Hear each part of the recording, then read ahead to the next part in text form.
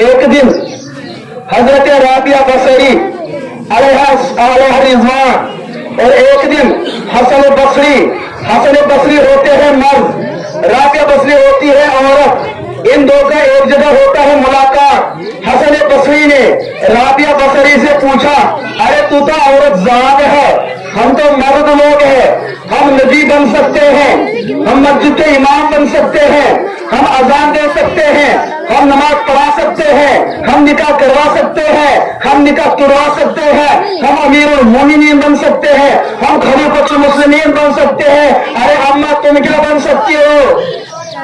तुम्हारे फेरे में तो कुछ नहीं बचा, तुम्हारे फेरे में तो ध्यान ध्यान ये नक्त बूझ में शायद ब्रोट कौन सुनो भाई।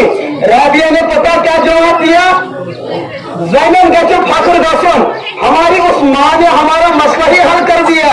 राबिया ने कहा, ओ हसन, तुम्हारी इमामत हमें तस्लीम, तुम्हारा नबी बनना हमें तस्लीम, तुम्हारा खलीफा बना हमें तस्लीम, तुम्हारा वक्त का बाकी बना हमें तस्लीम, इमाम बनो तो तस्लीम, मुक्तदी बनो तो तस्लीम, मुअज्जिन बनो तो तस्लीम, मुकब्बिर बनो तो तस्लीम।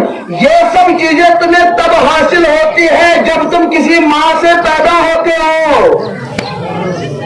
ये चीजें तुम्हें बाद में हासिल होती है जब तुम किसी माँ के बेटे होते हो। अरे किरदार तेरा नहीं है, किरदार माँ का है, और ये किरदार समझाया है अनवारुल उलूम ने, यही किरदार बताया उम्मत को इन मदारिस ने।